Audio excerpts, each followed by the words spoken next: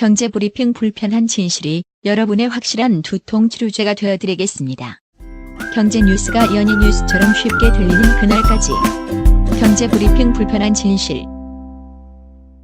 경제브리핑 불편한 진실 10월 23일 순서 시작하겠습니다. 최근 가장 화제가 되고 있는 경제 용어 하나 꼽아라 하면 생각나시는 게 있죠. 공유주의 비극. 그렇죠. 이게 너무나 화제가 됐잖아요. 많은 분들이 알고 계시다시피 지난 17일 날 서울시 국정감사에서 자유한국당의 장제원 의원이 사고를 크게 쳤잖아.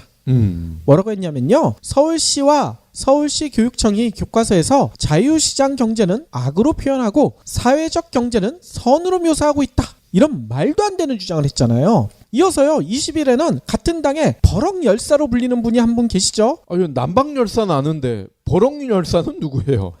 이은재 의원 있잖아요. MS 오피스 구매 가지고 한번 황당한 질문을 했던 그분 아니에요.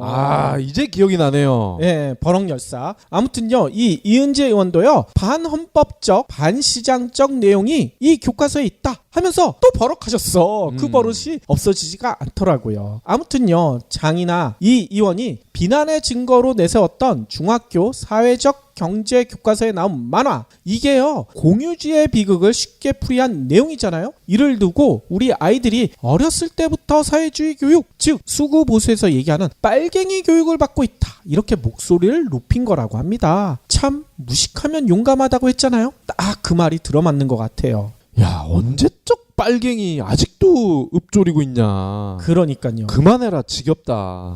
근데 이쪽에서는 그만할 자세가 절대 아니에요. 왜냐면요, 이거에 대해서 논란이 일자 장 의원이요 페이스북을 통해서 이 논란에 대해서 너무나 불만스럽다, 이렇게 토로했다고 합니다. 뭐라고 썼는지 제가 읽어드릴게요. 내가 사회주의 경제와 사회적 경제도 구별하지 못하는 사람이 되었다. 하지만 일각의 주장처럼 보완적 이론을 가르치려고 굳이 그 이론만을 기술해서 찬양하는 교과서를 만들 필요는 없다. 참고용 자료도 아니고 안내책자도 아니고 초중고교에서 배포하는 교과서로 말이다. 거기는 분명 의도가 있는 거다. 백반양보해서 그런 교과서를 편찬한다면 사회적 기업에 대한 현황, 문제점 등도 적시해야 교과서 아닌가. 엄청난 경영난으로 인건비의 반도 매출을 올리지 못하는 사회적 기업이 42%를 넘고 있다. 이런 것도 실상에 반영해야 한다. 뭐 이런 얘기를 써놨더라고요. 그러면 박근혜 때 만든 역사 교과서 여기에 박정희가 대놓고 독재를 30년 넘게 해먹었다, 이런 것도 써놨나? 아무튼요, 여러분들 이 얘기 들으면서 진짜 헛웃음만 나시죠? 저도 어이가 없다는 생각이 들던데요. 스스로 잘못한 것 같으면 진짜 실수를 인정하고 빨리 사과하면 될 것인데 끝까지 자신이 무식하지 않다는 것을 드러내기 위해서 변명을 계속하다 보니까 무식함만 더 드러나고 있는 게 아닐까, 이런 생각이 들더라고요. 그래서 오늘은요, 이렇게 장 의원이나 이은재 의원처럼 수구 보수가 얼마나 무식한지, 그리고 얼마나 팩트를 왜곡하고 있는지에 대해서 간단히 살펴볼까 합니다. 우선요, 앞서 장 의원이 불만에 대한 팩트, 이거를 체크할 필요가 있을 것 같아요. 아까 끝에 그랬잖아요. 엄청난 경영난으로 인건비의 반도 매출을 올리지 못하는 사회적 기업이 42%를 넘고 있다, 이렇게 얘기했죠. 그런데 도대체 어디에 그런 수치가 있죠? 근거가 있나요? 보좌관이 만들었겠지. 그러니까요. 예전 방송에서 저희가 통계의 거짓말 여러 번 설명드렸잖아요. 무조건 우기기보다는 그냥 비슷한 숫자 하나 들면 상대가 속아 넘어간다, 설득하기도 쉽다, 이런 얘기했죠. 장 의원도 급하니까 무작정 지른 게 아닌가, 이런 의심이 들어요. 왜냐면요,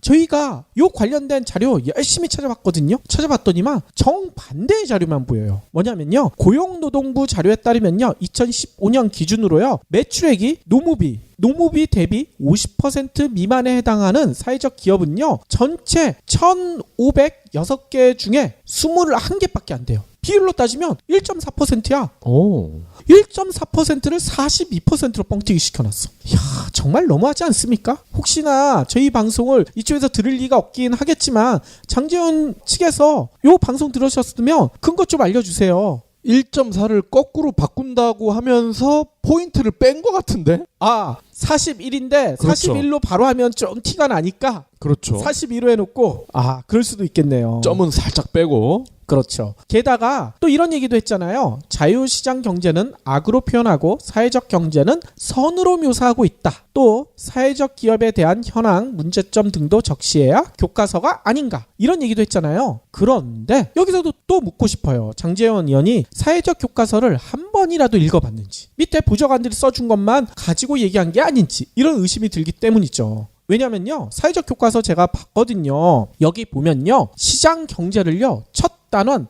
11쪽, 11페이지죠. 11페이지에서 이렇게 다루고 있어요. 시장 경제라는 소제목 아래 시장 경제를 통해 개인이 자유로운 경제 활동을 하면서 능력에 따라 물질적인 만족과 혜택을 누리게 됩니다. 이렇게 정의하고 있어요. 그리고 이 이후에야 사회적 경제라는 개념을 소개하고 있어요.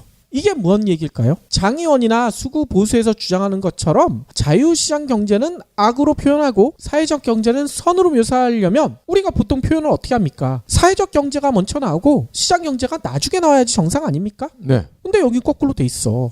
서로가 치열하게 싸우는 이념적인 것처럼 강조하는 경우, 자신들이 강조하는 거를 뒤에 쓰는 경우가 있나요? 보통 앞에다 쓰잖아요. 그리고 지금 뭐 순서를 떠나서 시장 경제가 사악하다 이런 표현도 없구만. 그렇죠. 시장 경제와 사회적 경제는요, 교과서에서 뭐라고 설명하냐면요, 대체제가 아니라 보완제다, 이렇게 설명을 하고 있어요. 혹시 뭐 수구보수 쪽 장제 의원이 대체제 보완제 이게 뭔지 모를 것 같아서 잠시 설명드릴게요. 뭐 다들 알고 계시겠지만 대체제 이게 뭡니까? 쌀과 빵, 고기와 생선 이것처럼 한쪽을 소비하게 되면 다른 쪽은 덜 먹게 되는 거, 덜 소비하게 되는 거. 네. 이게 대체제고, 보완제는 커피와 설탕, 자동차와 휘발유처럼 한쪽을 소비하게 되면 다른 쪽도 같이 소비하게 되는 거. 이걸 뜻하잖아요. 그렇죠. 대체제는 같이 갈 수 없는 거, 보완제는 같이 가는 거. 이렇게 쉽게 이해를 하면 될 것을. 그러니까요. 그러니까 사회적 경제 교과서에서 얘기하는 것은 시장 경제와 사회적 경제가요, 대체제가 아니라 같이 갈 수 있는 보완제다, 이렇게 설명을 하고 있거든요. 근데 이 개념을 모르시는 것 같아. 뭐 저희가 장제원 의원을 너무 무시했다면 좀 죄송한데 뭐 그렇다는 얘기인 거죠. 아무튼요, 저희가 이렇게 보완제라고 얘기하는 근거도 사회적 교과서에 바로 나와요. 뭐냐면요, 17페이지에 이렇게 나오거든요. 사회적 경제의 필요성이란 소제목 아래 시장 경제는 사회의 소외계층이나 사회적 약자를 보호하는데 한계가 있습니다. 이러한 한계를 극복하기 위해서는 개인의 이익만을 추구하기보다는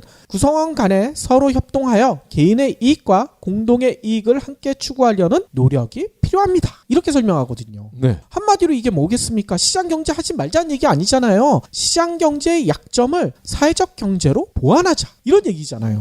실제로요, 여러분들 그거 아시죠? 선생님이 보는 교과서, 이게 보통 교사용 지도서라고 하잖아요. 중학교 사회적 경제 교사용 지도서에는 이런 얘기가 나와요. 교과 교육 과정 목표. 여기에 1번 항목으로 뭘 드러났냐면, 공동체의 원리에 바탕을 둔 사회적 경제의 의미를 파악하고 시장 경제와 사회적 경제가 대체가 아니라 상호 보완적으로 작용함으로써 경제적 효율성과 형평성이 증대에 기여할 수 있음을 이해하고 경제에 대한 올바른 가치관을 함양하도록 한다, 이렇게 서술해요. 이게 나와 있잖아. 선생님들한테 이게 대체제가 아니라 시장 경제와 사회적 경제가 상호 보완적이다, 이걸 학생들에게 가르쳐라. 교사용 지도서에 이렇게 나온다니까요. 그러면 결론은 그거네. 헌한 대낮에 선글라스를 끼면 헌한 대낮이 저녁처럼 보이잖아. 그럼 장제원 의원도 누구나 이렇게 읽혀야 정상인데 그 사람 눈에는 정반대로 읽힌 거 아닙니까? 그러니까요. 뭐 안경이나 렌즈를 이상한 걸 썼거나 아니면 정신 자체가 이상하거나. 아무래도 후자에 좀 가깝겠죠. 아무튼요, 장 의원이나 수구 보수의 말도 안 되는 주장 때문에 진짜 혹시나 우리 애들이 빨갱이 교육 받는 거 아니야, 이렇게 걱정하셨던 분들이 있다면 저희 설명 들으니까 좀 안심이 되지 않겠어요? 이거는 서로가 대립하는 관계를 가리키는 게 아니라 시장 경제와 사회적 경제가 상호 보완적이다. 좀 이해가 되시죠? 근데 여기서 끝나면 재미가 없죠. 이제부터 가장 중요한 이야기를 드려야 될 것 같아요. 아까도 얘기해 드렸듯이 오늘의 주제인 공유주의 비극, 일단 장 의원이 언급했던 만화부터 간단히 설명을 드려야 될 것 같아요. 많은 분들이 요거 논란이 불거지면서 많이 들으셨을 텐데 혹시 모르시는 분들을 위해서 간단히 소개하자면요, 이게 사회적 경제 21쪽에 나오는 내용입니다. 이 만화에는요, 마을 주민 모두가 고등어를 오래오래 잡으려면 어떻게 해야 할까요? 이렇게 물음을 던지면서 시작하는 만화예요. 만화에는 딱 한 페이지씩 두 가지 선택을 그리고 있어요. 첫 번째 선택. 여기서는 주인공이 이PD 같은 사람이 딱 나타나서 좀 이PD가 욕심이 많나? 이렇게 얘기를 해요. 아, 고등어야. 주인이 없으니까 먼저 잡는 사람이 임자지. 이렇게 생각하는 거예요. 그리고 고등어를 마구잡이로 잡기 시작합니다. 이를 본 이웃들 어떻게 하겠습니까? 이PD? 쟤 그렇게 안 봤는데 저렇게 많이 잡아? 그럼 나는 더 잡아야지. 이렇게 생각한다는 거예요. 네. 그래서 어떻게 되겠어요? 서로가 잡다 보니까 고등어의 씨가 말라서 이제 잡을 고등어가 없어진다, 뭐 이런 얘기겠죠. 두 번째 선택은 박 PD처럼 마음씨가 착하신 분인가 봐. 혹시 고등어를 배터리 낚시를 한다. 감전사를 시켜서 내가 다 긁어 모으겠다, 그런 거 아니에요? 그거는 이제 첫 번째 선택이고, 두 번째 선택은 그게 아니죠. 두 번째 선택에 박 PD 같은 주인공은 이렇게 얘기를 합니다. 고등어를 서로 많이 잡으려고 하면 멸종될지도 모른다. 이런 생각을 한 거예요. 그래서 마을 사람들을 모아놓고 이 얘기를 한 거죠. 어떻게 해야 될까? 서로가 얼마만큼씩 잡을지를 미리 결정하자. 이렇게 얘기했다고 합니다. 그러니까 대대손손 고등어를 계속 잡을 수 있었다. 뭐 이런 내용이에요. 네. 아니, 요게 빨갱이가 보입니까? 지극히 상식적인 거 아니에요?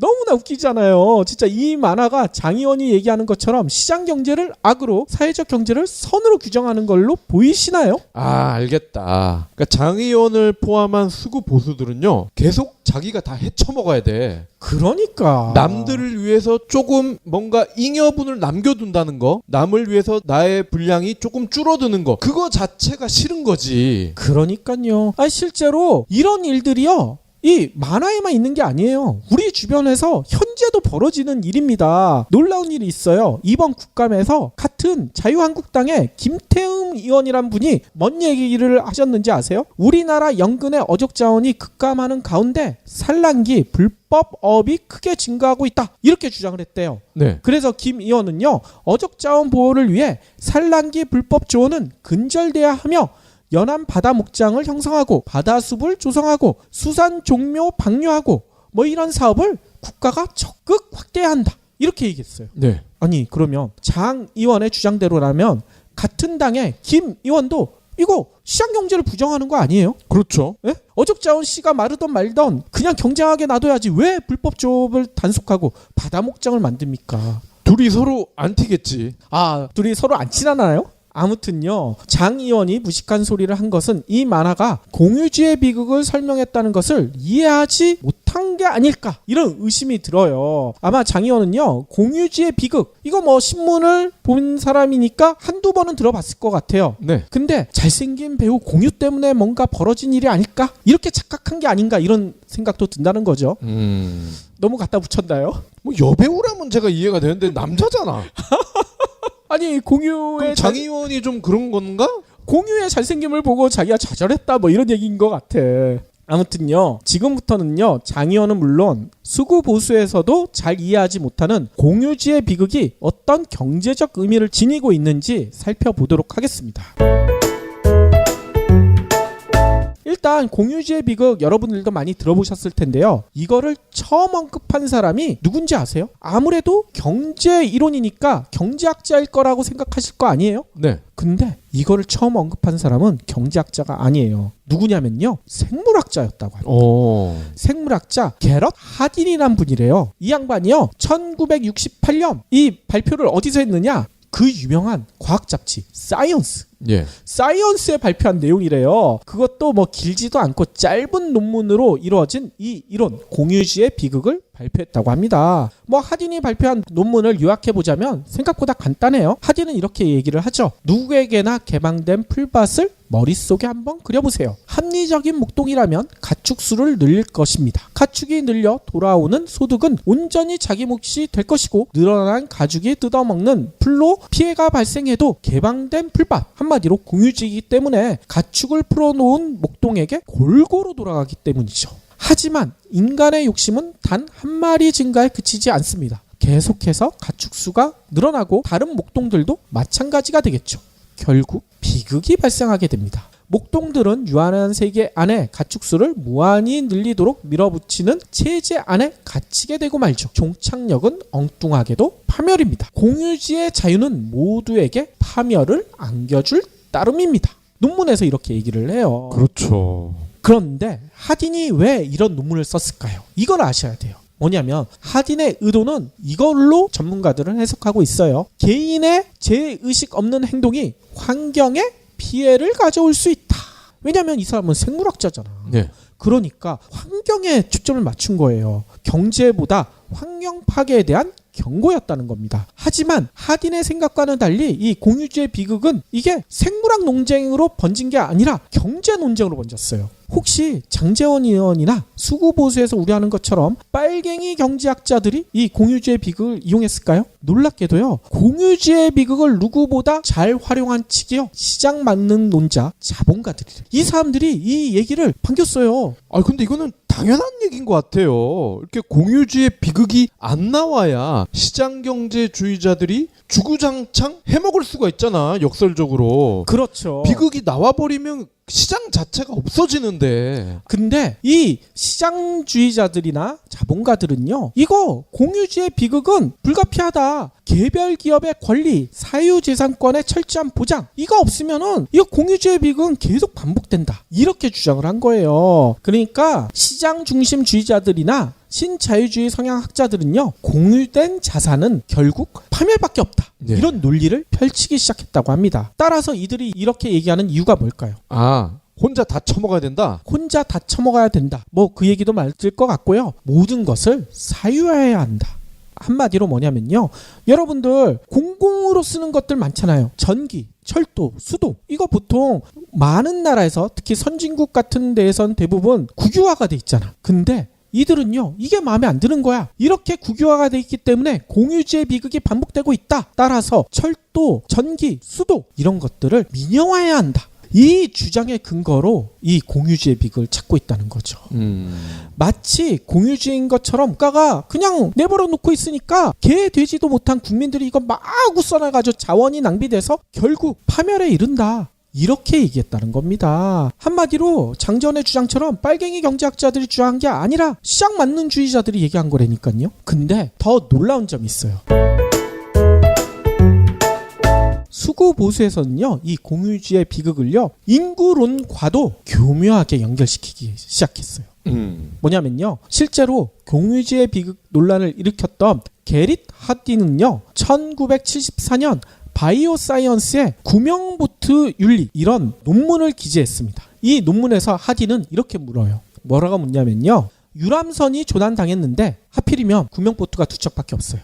타이타닉이네. 타이탄이랑 비슷한 거죠. 근데 구명보트 A에는 정원이 60명인데 여기에 탄 사람은 50명이에요. 근데 다 부자야. 여유도 있고 여기는 물자도 충분해요. 반면 구명보트 B에는요. 구조를 바라는 100명이 타고 있어요. 여기도 정원은 60명밖에 안 되는데 40명이 막 진짜 어떻게든 이제 다 올라탄 거야. 잘못하면 침몰하기 일보 직전인 거죠. 거기다가 먹을 것도 없어요. 그러면 구명보트 A는 구명보트 B를 구해야 할까요? 하딘이 이렇게 물어요.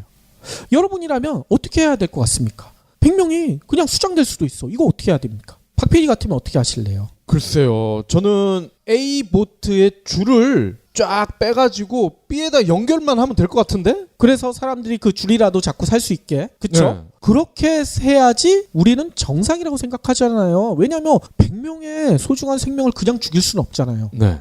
그런데요. 생물학자인 하딘은요. 섬뜩한 주장을 해요. 뭐라고 하냐면요. 이럴 땐 아무 짓도 하지 말라. 한마디로 구하지 말라. 이렇게 얘기를 해요. 하딘이 왜 이렇게 얘기했을까요? 이유가 있습니다. 하딘은요. 미래의 생존을 위해서 아무것도 하지 말라. 이렇게 얘기를 해요. 하딘의 주장을 살펴보면 이렇게 돼 있습니다. 정원이 60명인 부자 보트에 탄 50명이 표류자 100명을 다 태우게 되면 결과는 자명하다. 네. 구명보트는 모두 침몰해서 익사하고 만다. 완벽한 정의의 실현이 완벽한 파국을 낳는 형국이다. 또 만약에 정원이 60명이니까 10명의 인원을 더 태울 수 있잖아요. 그러면 100명 중에 10명을 어떻게 고를 것인가? 따라서 이런 문제가 발생하니까 결국 누구도 구조하지 않는 게 최상의 선택이다. 이런 얘기를 해요. 하딘이 직접 한 얘기예요. 이게. 예. 아니, 밧줄 엮어서 땡기는 거는 크게 상관이 없을 것 같은데. 그러니까요. 아니 이렇게 끔찍한 얘기를 합니다. 이거 누가 생각나지 않습니까? 그러게요.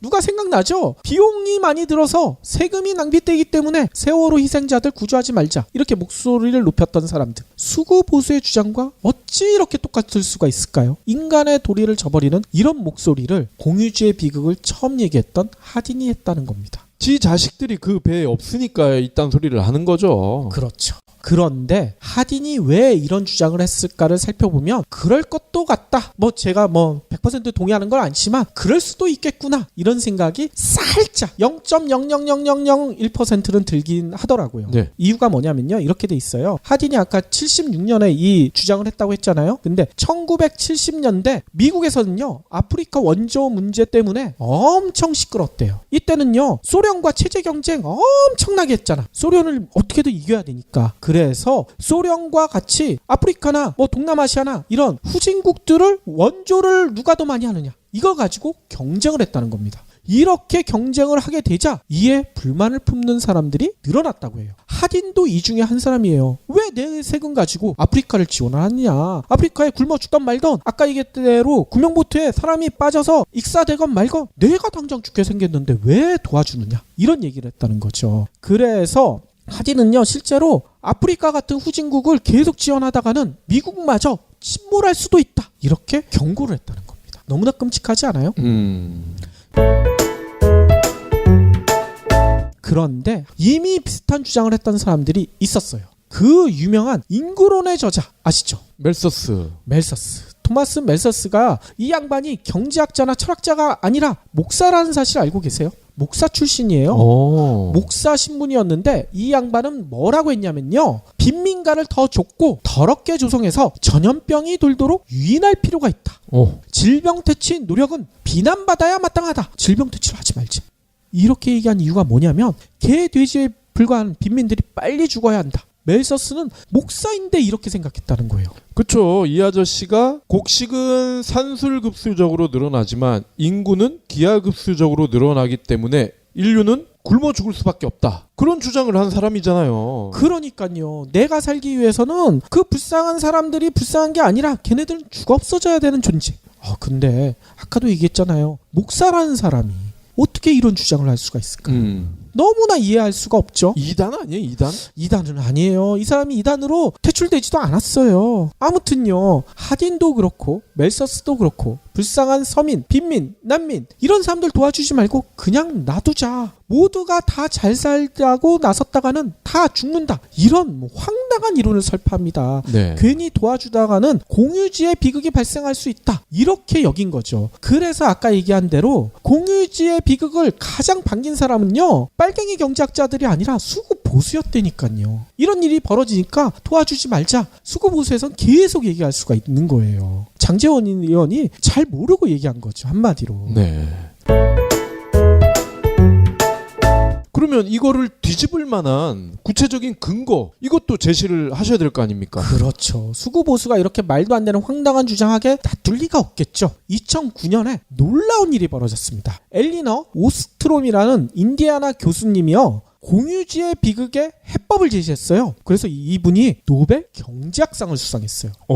근데 이분이요. 이름은 엘리너잖아요. 이분이요. 여성이에요. 노벨 경제학 수상자 중 첫 여성학자입니다. 경제학상 중에 여성은 아주 드문데. 그러니까요. 아무튼요. 오스트롬 교수가 어떤 주장을 했을까요? 수구 보수의 주장처럼 인류애를 버리고 혼자만 잘 살아야지 공유지의 비극을 극복할 수가 있다. 이렇게 얘기했을까요? 오스트롬 교수는요. 공유지의 비극을 극복하기 위해 지구상 곳곳에서 벌어지고 있는 노력을 담은 공유지 관리라는 책을 펴내셨어요. 여기서 3가지 해법을 제시했었습니다. 3가지는 시장적 해결 방법, 국가적 해결 방법, 그리고 공동체적 해결 방법. 이렇게 3가지가 된대요. 일단 첫 번째 해법, 시장적 해결 방안 어떤 것일까요? 앞서 살펴봤듯이요. 시장주의자, 즉 수구 보수들이 이거 가장 선호하겠죠. 시장 들어가 있잖아요. 네. 이러한 입장을 지지하는 이들은요. 공유지의 비극이 발생하는 원인을요. 소유권이 제대로 설정되어 있지 않기 때문이다. 이렇게 생각을 해요. 자원이 파괴되고 자원이 고갈되는 이유도 자원이나 자연이 공유제로 다뤄지기 때문이다. 이렇게 얘기를 하는 거죠. 한마디로 이거 해결하려면 간단하다. 선을 그어놓고 여기는 박 PD 땅, 여기는 이 PD 땅. 소유권만 명확히 하면 공유제 비극은 사라진다. 이렇게 강조를 해요. 네. 어찌 보면 이거 그럴싸하죠? 예를 들어 하딘의 공유지 비극 우화에 나오는 목초지가 목동에게 적절히 분할돼서 구역별로 소유권이 설정되어 있으면 어떻게 될까요? 시장적 해결을 주장하는 측에서는 자신의 구역에서만 소에게 먹이를 먹이게 되잖아요. 그러니까 목초가 자라는 속도를 고려해서 소의 수를 적절히 조절해서 방목을 할 거 아닙니까? 무한정 소를 늘리지 않는다는 거죠. 여기에 적절히 경쟁만 덧붙여진다면 자신의 구역에서 최선의 결과를 뽑아내기 위해서 목초 관리도 적절하게 될 테고 최선의 결과가 나올 거고 이거야말로 효율적이지 않느냐 이렇게 주장을 합니다. 네. 너무나 그럴싸하지 않아요? 그런데 이 소유권을 이렇게 자루 댄 듯이 자르고 이러는 게 현실적으로 어렵잖아요. 맞아요. 박 PD가 지적한 대로 문제가 크게 있어요. 일단 목초지 예를 들었으니까 목초지 얘기를 계속 예로 들어볼게요. 목초지의 소유권을 나눴어요. 그래서 아까 얘기대로 박 PD, 이 PD가 있어. 옆에 붙어있죠. 근데 박 PD는 소를 잘 키우기 위해서 그 목초지에 잡초도 뽑고 해충도 제거하고 열심히 목초를 가꿉니다. 그래서 소한테 열심히 먹이죠. 근데 바로 옆에 있는 이 PD는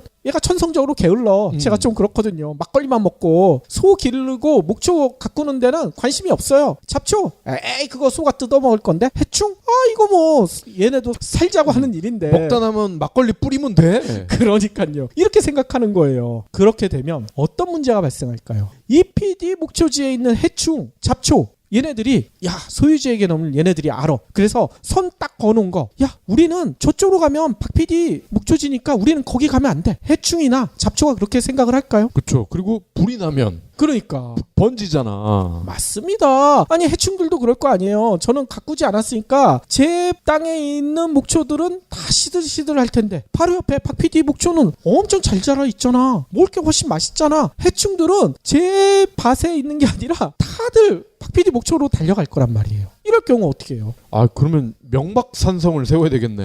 명박산성. 이처럼 소유권을 나누더라도 문제가 발생하기 마련이라는 겁니다. 이건 목초지니까 그나마 어느 정도 선이라도 그을 수 있는데 더 심한 경우 물이나 어허. 수산자원 이거 어떻게 구분을 해요? 바다에 선을 거놓나요? 이거 확정하기가 힘들잖아요. 응? 어장을 뭐 구역별로 이렇게 나눈다고 해서 제 구역에 있던 물고기가 박 PD 구역으로 가면 안 된다. 얘네들이 알까요? 그렇기 때문에 중국 어선과 우리 해경이 맨날 싸우는 거 아니에요. 그러니까요. 이게 나누는 게 현실적으로 불가능하잖아요. 근데 이렇게 목초나 어장뿐만 아니라 더 큰 문제도 있다고 해요. 뭐냐면요. 인류의 각종 지식.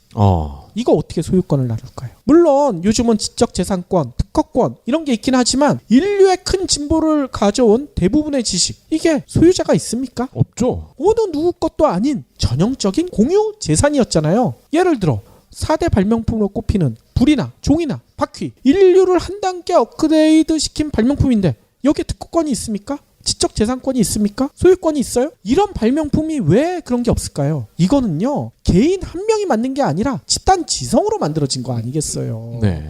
이렇게 집단 지성으로 만든 걸 어떻게 소유권을 만들어요? 불 만드는데 이 PD가 10% 기여를 했고 박 PD는 30% 기여를 했으니까 불에 대한 특허권 이 PD는 10%고 박 PD는 30% 이렇게 나눕니까? 그 불에 대한 소유권이 그 아저씨한테 있지 않나? 그 헤파이토스인가? 대장장이 예. 그 신화에 나오는 그 아저씨 아니에요? 아니 근데 그 사람한테 소유권을 인정 안 해주잖아요. 이건 신환인 거고. 아무튼요 요즘은요 이런 이유 때문에 특허를 아예 공개하는 발명가들도 너무나 많잖아요. 아 오픈소스. 그렇죠. 오픈소스라고 하죠. 실제로 테슬라의 창업자인 앨런 머스크 있죠. 이 양반이 저희가 예전 방송에서 한번 얘기 드린 바가 있는데요. 2014년에 놀라운 일을 했죠. 이 앨런 머스크가 전기차 만들고 있잖아요. 전기차 관련 특허를요. 무려 1,400여 개를요. 그냥 공개해버렸어요. 네. 누구나 가서 쓰시오. 이렇게 해버린 거예요. 왜냐? 이렇게 공개해야 집단지성으로 전기차 산업이 더 빨리 발전한다. 앨런 머스크는 이렇게 생각을 한 거죠. 아니 이거를 다시 소유권으로 나누자. 특허로 나누자. 이렇게 하면 전기차가 발전하겠습니까? 안 될 거 아닙니까? 이 때문에요. 요즘은요. 공유지의 비극이 아니라 반대되는 얘기가 나오고 있어요. 뭐냐? 반공유지의 비극. 이거는 띄어쓰기를 잘해야 될 것 같아요. 반공 유지의 비극 이렇게 읽을 수도 있겠어. 아, 그럴 수도 있겠네요.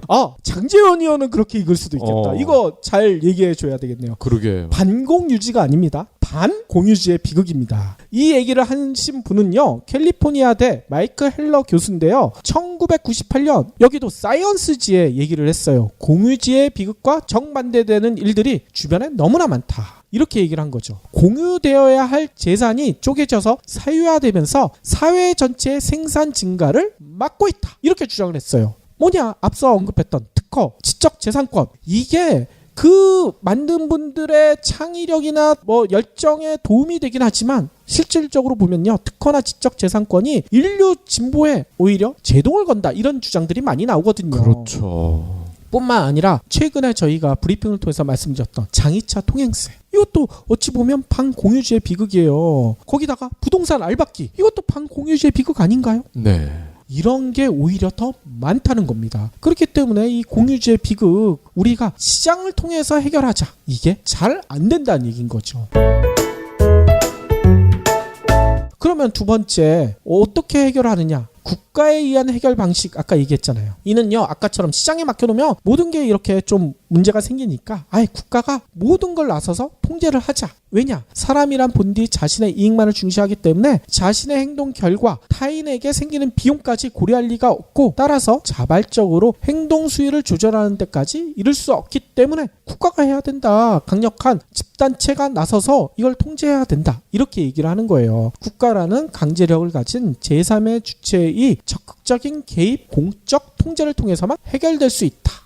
이거 쉽게 얘기하면 사회주의 경제, 네. 사회적 경제랑 구분하셔야 됩니다. 사회주의 국가들, 이런 국가들이 주로 하는 방어법이죠. 예를 들어 이런 거예요. 앞서 고등어 잡을 때 얘기처럼, 고등어 마구잡이로 잡아버리면 어족자원이 시간 말라버리잖아요. 그래서 국가가 나서서 야, 이 PD는 5시간만 잡고 박 PD도 6시간만 잡아. 이거 넘어가면 너네 가만 안 놔둬. 벌금 매길 거야. 네. 이렇게 한다는 거죠. 또 아까 구명보트 사례처럼 일단 안전한 보트에 어린이, 여성, 얘네들부터 태워. 이거 어겨? 바다에 다 쳐넣어버릴 거야. 이렇게 강제한다는 겁니다. 그런데 문제가 있죠. 이런 강제적 명령, 효과적일 수는 잠시는 있죠. 그런데 이거를 오래 하기는 힘들겠죠. 그렇습니다. 인건비가 많이 들 거 아닙니까? 맞습니다. 아까도 얘기한 것처럼 이 해결책이 제대로 작동하기 위해서는 어부들이 매번 조사해야 돼. 이 PD? 얘 몇 시간 고기잡이 했지? 박 PD? 몇 시간 했지? 이거 매번 체크를 해야 돼요. 또 구명보트에 어린이와 여성이 얼마나 있는지 이거 가가지고 확인을 해야 돼. 몇 명 있는지. 그 말 안 듣는 사람 쳐 넣어야 될 거 아닙니까? 이거 매번 조사하고 개선해야 됩니다. 누가 위반했는지 지속적으로 감시하고 적발해낼 수 있어야 이 체제가 운영이 된다는 거죠. 따라서 재반 집행 비용이 엄청나게 들어가요. 네. 그러니까 예전에 이거를 아주 강력하게 집행했던 공산주의 국가들이 경제가 망한 이유가 바로 이거 아니겠습니까? 모든 거를 국가가 통제했기 때문에. 그러면서 국가와 은밀한 검은 손, 검은 커넥션을 또 형성하게 되기도 하고요. 그렇죠. 그렇기 때문에 두 번째 해법도 그렇게 현명해 보이지가 않죠. 네. 그러면 세 번째 해법. 세 번째 해법은 공동체적 해결 방식이라고 해요. 오스트롬 교수가 얘기한 게 바로 세 가지 방식이 있는데 가장 현명한 방법이 공동체적 해결 방식. 이걸 제시해서 노벨 경제학상을 받았거든요. 네. 이 얘기를 할 때 오스트롬 교수가 재미난 사례를 설명을 했어요. 앞서 언급했던 어민 이야기예요. 물고기 잡는 이야기. 실제로 이런 일이 있었대요. 터키의 어촌 중에 알라니아라는 곳이 있대요. 여기에는요, 어민들이 한 100여 분이 살고 계신데요. 근데 여러 종류의 어망을 사용하면서 개인별로 어선도 한 2~3척씩 있대요. 이걸 이용해서 고기를 잡아왔다고 합니다. 근데 문제는요, 경쟁이 치열해지니까 문제가 생기기 시작했다는 거예요. 우선 어장의 무질서한 이용 때문에 어민들 사이에 아우, 왜 맨날 박 PD가 많이 잡아가? 이 PD가 싹쓸이해 가네. 이런 적대감이 증폭돼가지고요, 심지어는 폭력 사태까지 벌어졌다는 거야. 막 치고받고 싸웠다는 거죠. 게다가 어장도 좋은 지점이 있을 거 아닙니까? 포인트가 있을 거 아니에요. 네. 잘 잡히는데. 이 좋은 지점을 차지하기 위해서 어민들이 막 새벽부터 나간다는 거야. 새벽부터 나가서 거기 막 진을 치고 지키고 있다는 거예요. 그리고 알바 시켜서 하루 종일 거의 짱 박혀 있어 해놓고. 그렇죠.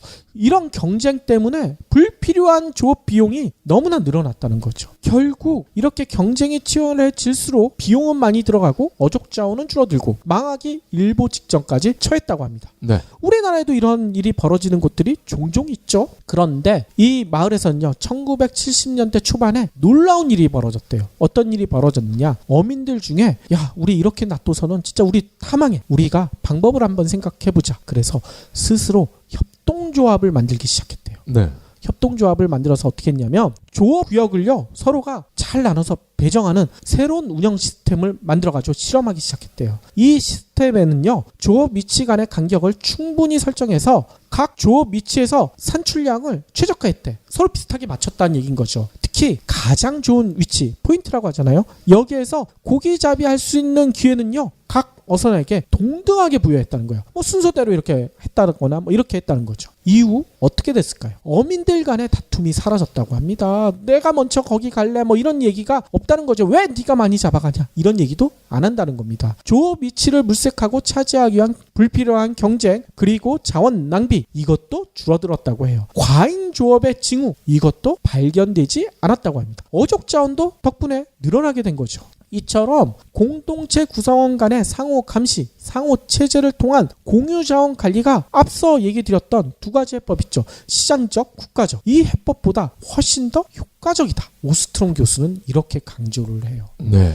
특히나 이런 이유가 있다는 거예요. 시장이나 국가가 알지 못하는 정보를 이 공동체 구성원들이 가지고 있다. 이 정보를 이용해서 서로 간에 상호 감시, 상호 제재 이렇게 하면 훨씬 상호 신뢰가 높아지게 되고 이렇게 되면 공유지의 비극은 충분히 피할 수 있다. 오스트롬 교수의 결론입니다. 네.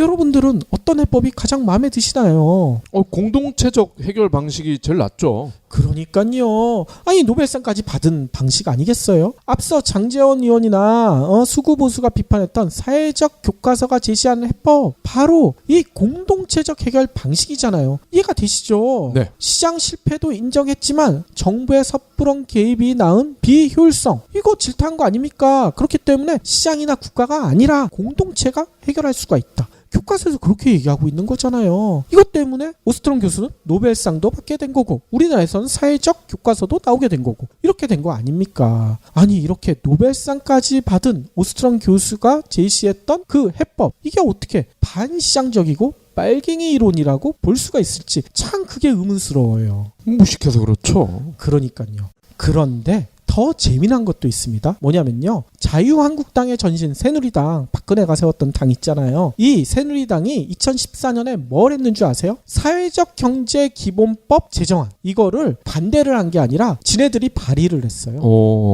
당시 유승민 의원 등 새누리당 의원 64명이 이 발의에 서명을 했어요. 그리고 이 새누리당에선 당론으로까지 채택했어요. 물론 이때 지방선거를 앞두고 있었을 때니까 뭐 쇼를 했는지 뭐 했는지 잘 모르겠지만 아무튼 장제원 의원이나 수구보수의 주장대로라면 새누리당에 빨갱이가 64명이나 있는 거야. 그렇군요. 놀랍지 않습니까? 또 여담이긴 하지만요. SK그룹의 최태원 회장 있죠. 최태원 회장이요. 2014년에 이때 감옥에 있을 때 아닌가? 감옥에서 나올 땐가요? 아무튼 재미난 책을 썼어요. 책 제목이 뭔지 아세요? 새로운 모색 사회적 기업. 이 책을 직접 썼다고 주장을 했어요. 진짜 직접 썼는지 대필을 했는지 모르겠지만 네. 그렇게 주장을 했어요. 그리고 지난 6월에는요. 고용노동부가 마련한 2017년 사회적 기업 국제 포럼 여기에 기조연설자로도 참석했대. 이 책 때문에 아마 참석한 것 같아요. 그래서 이 최 회장은요 이런 주장을 했다고 합니다. 사회적 혁신을 촉진하기 위해 10만 사회적 기업을 창업해 사회적 기업 경제 규모를 키워야 합니다.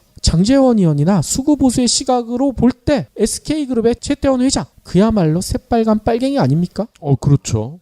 SK 주유소도 빨간색이죠. 그래서 그런가? 너무나 웃기지 않습니까? 아무튼 다시 정리하자면요. 시장 경제가 이윤국대화를 추구하고 있다. 이거 아시잖아요. 사회적 경제는 나 혼자 잘 되는 경제활동이 아니라 나도 잘 되고 사회에도 기여하고 이런 경제활동을 의미합니다. 그렇기 때문에 이거는 서로 대체되는 개념이 절대 아니에요. 서로 보완되는 개념이라는 거예요. 실제로요. 영국에서는요. 이 사회적 경제, 사회적 기업의 매출 비중이요. GDP 대비 벌써 2%를 넘어갔대요. 그리고 스웨덴 같은 나라에서는요. 인구 9명 중 1명이 사회적 경제활동을 하고 있다고 합니다. 이들 나라가 다 빨갱이 나라들인가요? 아니잖아요. 아니 중학생들도 이해하는 사회 문제의 해결과 보완을 위한 사회적 경제를 빨갱이 경제라고 공격하는 사람들은 어떤 사고방식일까요? 아직도 60년대 70년대 여기서 머물고 있는 게 아닌가 이런 의심이 든다는 거죠. 예, 저희가 방송 내내 이 장제원을 필두로 한 수구 보수가 무식하거나 아니면 정신이 이상하거나 라고 추측을 했는데 그게 아닌 것 같아. 그러면요. 얘들은 오히려 너무 똑똑해. 바로 빨갱이 운운하면서 결국 보수 세력을 다시 모이게 하는 거지. 그러니까요. 그러면서 표를 또 구걸을 하는 거죠. 맞습니다. 이거를 말도 안 되는 논리로 사회적 경제를 빨갱이 경제라고 공격하면 또 태극기 드신 분들이 모이잖아요. 네. 똑똑하다는 게 잔머리를 잘 굴린다는 얘기예요. 스마트하다는 게 아니라 잔머리는 잘 굴리는데 능력은 없어. 그러면 어떡해? 예전에 했던 방식 다시 써먹는 거거든. 맞습니다. 결국 빨갱이, 총풍 이런 거지 또. 그렇죠. 그래서요 저는 이 내용을 준비하면서 이런 생각까지 들더라고요. 이런 말도 안 되는 국회의원들이야말로 진짜 뒤룩뒤룩 지 욕심만 부리면서 국민의 민의를 마음대로 먹어치우는 공유시 비극의 원흉들이 아닐까. 지네들이 원흉인 거예요. 그렇죠. 이렇게 무식하고 진짜 표를 위해서 국론을 분열시키는 이런 국회의원들은 다시는 선거에 못 나오게 만들어야 돼. 그렇죠. 아무튼 애청자 여러분들한테 한 가지 부탁드리고 싶은 이야기는요. 중학교를 다니는 자녀분이 계신다면 이 사회적 경제 교과서 한번 같이 보시고 자녀분들이랑 한번 논의를 해보세요. 이 교과서가 왜 이렇게 의미가 있어서 저희가 얘기를 하는지 보시면 아실 겁니다. 일반적인 경제 교과서랑은 완전히 달라요. 그렇기 때문에 이 교과서 채택률이 상당히 높은 걸로 저는 알고 있거든요. 네. 그러니까 사회 이꼴 빨갱이라고 생각하는 이런 수구 보수 세력의 마인드, 요거 우리가 계속해서 모니터링을 하고 있어야 되겠죠. 그렇죠.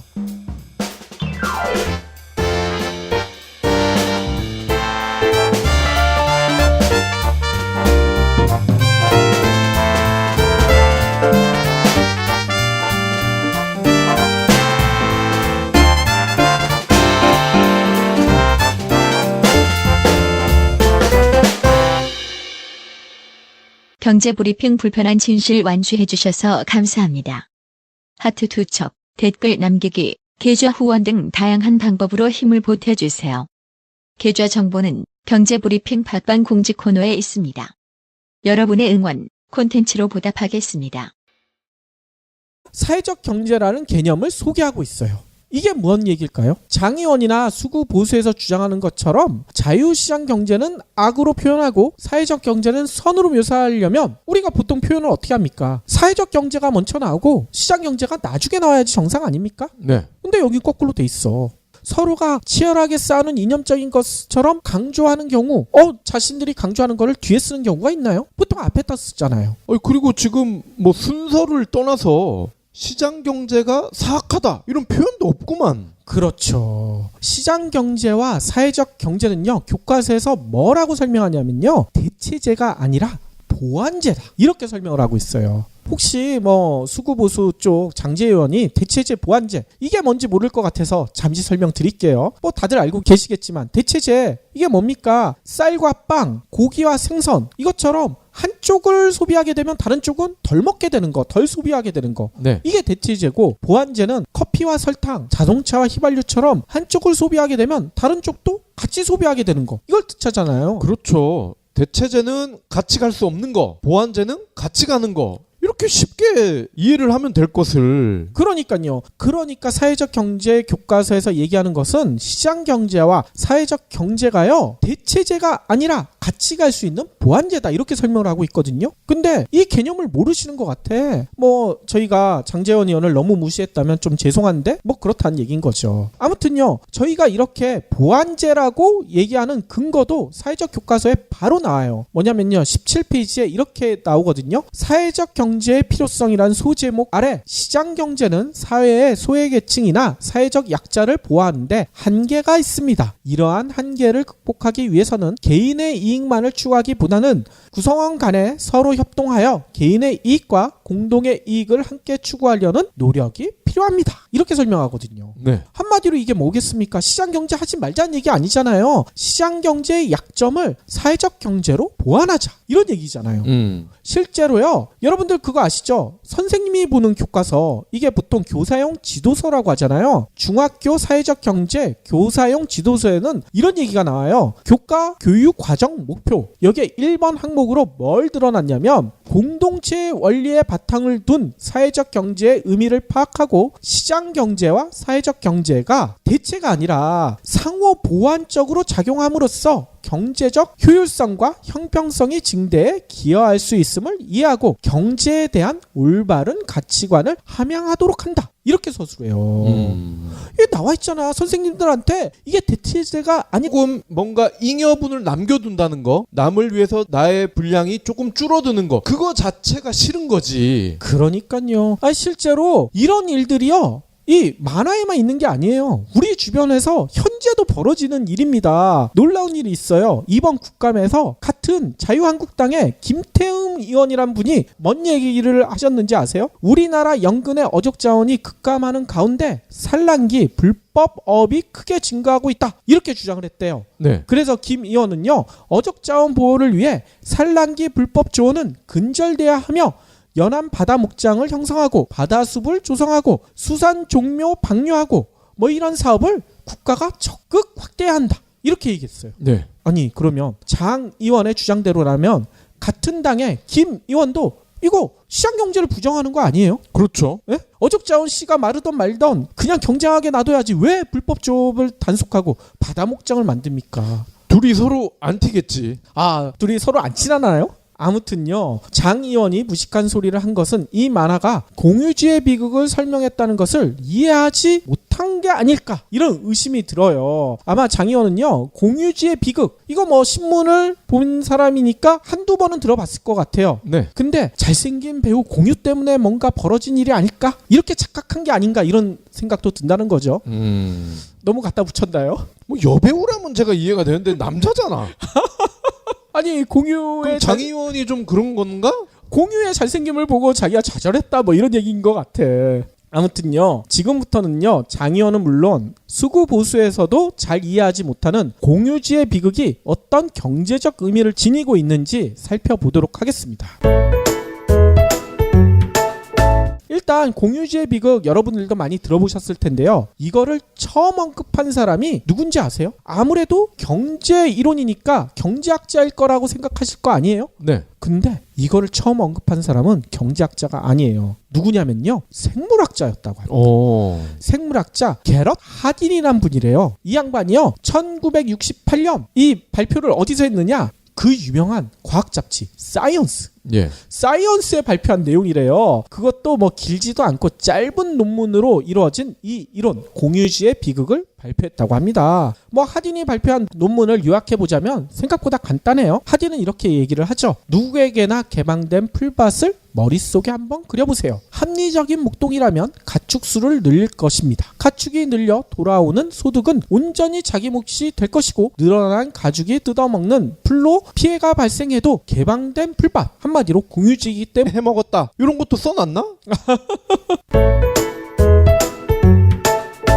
아무튼요 여러분들 이 얘기 들으면서 진짜 헛웃음만 나시죠. 저도 어이가 없다는 생각이 들던데요. 스스로 잘못한 것 같으면 진짜 실수를 인정하고 빨리 사과하면 될 것인데 끝까지 자신이 무식하지 않다는 것을 드러내기 위해서 변명을 계속하다 보니까 무식함만 더 드러나고 있는 게 아닐까 이런 생각이 들더라고요. 그래서 오늘은요 이렇게 장 의원이나 이은재 의원처럼 수구 보수가 얼마나 무식한지 그리고 얼마나 팩트를 왜곡하고 있는지에 대해서 간단히 살펴볼까 합니다. 우선요 앞서 장 의원이 불만에 대한 팩트 이거를 체크할 필요가 있을 것 같아요. 아까 끝에 그랬잖아요. 엄청난 경영난으로 인건비의 반도 매출을 올리지 못하는 사회적 기업이 42%를 넘고 있다. 이렇게 얘기했죠. 그런데 도대체 어디에 그런 수치가 있죠? 근거가 있나요? 보좌관이 만들었겠지. 그러니까요. 예전 방송에서 저희가 통계의 거짓말 여러 번 설명드렸잖아요. 무조건 우기기보다는 그냥 비슷한 숫자 하나 들면 상대가 속아 넘어간다. 설득하기도 쉽다. 이런 얘기했죠.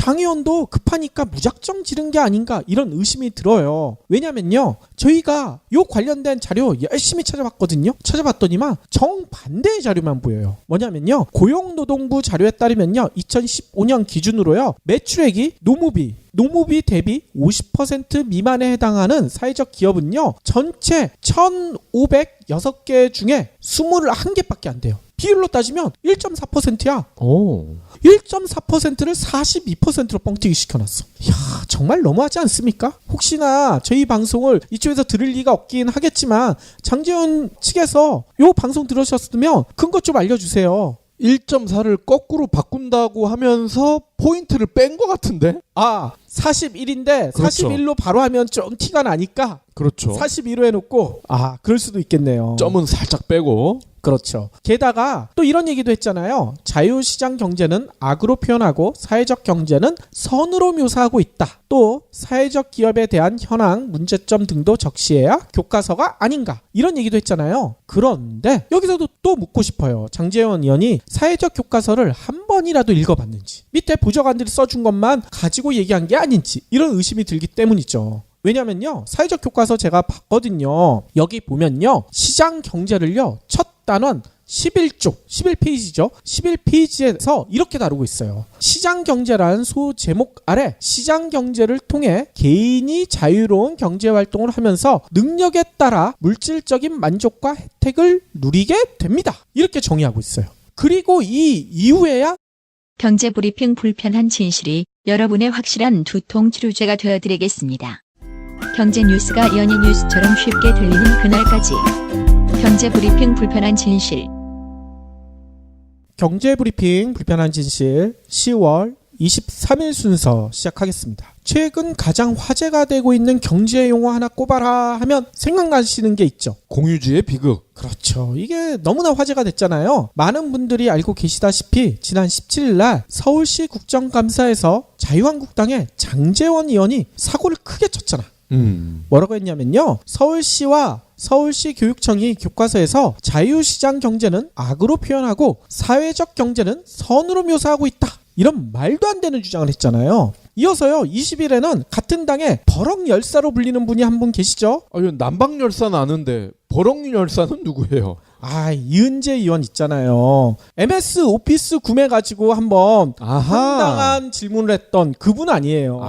이제 기억이 나네요. 예, 버럭열사. 아무튼요, 이 이은재 의원도요, 반헌법적, 반시장적 내용이 이 교과서에 있다 하면서 또 버럭하셨어. 그 버릇이 없어지지가 않더라고요. 아무튼요, 장이나 이 의원이 비난의 증거로 내세웠던 중학교 사회적 경제 교과서에 나온 만화, 이게요, 공유주의 비극을 쉽게 풀이한 내용이잖아요. 이를 두고 우리 아이들이 어렸을 때부터 사회주의 교육, 즉 수구 보수에서 얘기하는 빨갱이 교육을 받고 있다, 이렇게 목소리를 높인 거라고 합니다. 참 무식하면 용감하다고 했잖아요. 딱 그 말이 들어맞는 것 같아요. 야, 언제적 빨갱이 아직도 읊조리고 있냐. 그러니까요. 그만해라, 지겹다.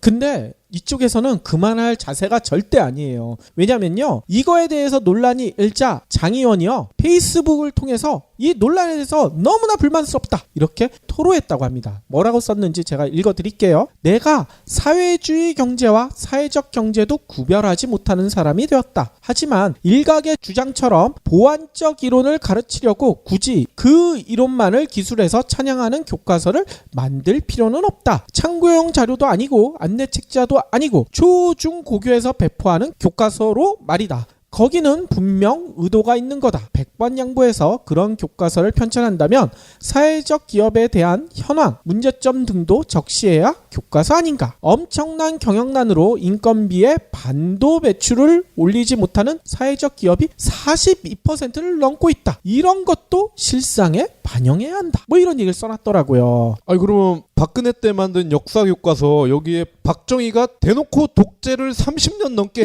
시장 경제와 사회적 경제가 상호 보완적이다, 이걸 학생들에게 가르쳐라. 교사용 지도서에 이렇게 나온다니까요. 그러면 결론은 그거네. 헌한 대낮에 선글라스를 끼면 헌한 대낮이 저녁처럼 보이잖아. 그럼 장재현 의원도 누구나 이렇게 읽혀야 정상인데 그 사람 눈에는 정반대로 읽힌 거 아닙니까? 그러니까요. 뭐 안경이나 렌즈를 이상한 걸 썼거나 아니면 정신 자체가 이상하거나. 아무래도 후자에 좀 가깝겠죠. 아무튼요, 장 의원이나 수구 보수의 말도 안 되는 주장 때문에 진짜 혹시나 우리 애들이 빨갱이 교육 받는 거 아니야? 이렇게 걱정하셨던 분들이 있다면 저희 설명 들으니까 좀 안심이 되지 않겠어요? 이거는 서로가 대립하는 관계를 가리키는 게 아니라 시장 경제와 사회적 경제가 상호 보완적이다. 좀 이해가 되시죠? 근데 여기서 끝나면 재미가 없죠. 이제부터 가장 중요한 이야기를 드려야 될 것 같아요. 아까도 얘기해 드렸듯이 오늘의 주제인 공유주의 비극. 일단 장 의원이 언급했던 만화부터 간단히 설명을 드려야 될 것 같아요. 많은 분들이 요거 논란이 불거지면서 많이 들으셨을 텐데 혹시 모르시는 분들을 위해서 간단히 소개하자면요. 이게 사회적 경제 21쪽에 나오는 내용입니다. 이 만화에는요. 마을 주민 모두가 고등어를 오래오래 잡으려면 어떻게 해야 할까요? 이렇게 물음을 던지면서 시작하는 만화예요. 만화에는 딱 한 페이지씩 두 가지 선택을 그리고 있어요. 첫 번째 선택. 여기서는 주인공이 이PD 같은 사람이 딱 나타나서 좀 이PD가 욕심이 많나? 이렇게 얘기를 해요. 고등어야. 주인이 없으니까 먼저 잡는 사람이 임자지. 이렇게 생각하는 거예요. 그리고 고등어를 마구잡이로 잡기 시작합니다. 이를 본 이웃들 어떻게 하겠습니까? 이PD? 쟤 그렇게 안 봤는데 저렇게 많이 잡아? 그럼 나는 더 잡아야지. 이렇게 생각한다는 거예요. 네. 그래서 어떻게 되겠어요? 서로가 잡다 보니까 고등어의 씨가 말라서 이제 잡을 고등어가 없어진다. 뭐 이런 얘기겠죠. 두 번째 선택은 박 PD처럼 마음씨가 착하신 분인가 봐. 혹시 고등어를 배터리 낚시를 한다. 감전사를 시켜서 내가 다 긁어 모으겠다 그런 거 아니에요? 그거는 이제 첫 번째 선택이고 두 번째 선택은 그게 아니죠. 두 번째 선택에 박 PD 같은 주인공은 이렇게 얘기를 합니다. 고등어를 서로 많이 잡으려고 하면 멸종될지도 모른다. 이런 생각을 한 거예요. 그래서 마을 사람들을 모아놓고 이 얘기를 한 거죠. 어떻게 해야 될까? 서로가 얼마만큼씩 잡을지를 미리 결정하자. 이렇게 얘기했다고 합니다. 그러니까 대대손손 고등어를 계속 잡을 수 있었다. 뭐 이런 내용이에요. 네. 아니 이게 빨갱이가 보입니까? 지극히 상식적인 거 아니에요? 너무나 웃기잖아요. 진짜 이 만화가 장 의원이 얘기하는 것처럼 시장 경제를 악으로 사회적 경제를 선으로 규정하는 걸로 보이시나요? 알겠다. 그러니까 장 의원을 포함한 수구 보수들은요. 계속 자기가 다 헤쳐먹어야 돼. 그러니까 남들을 위해서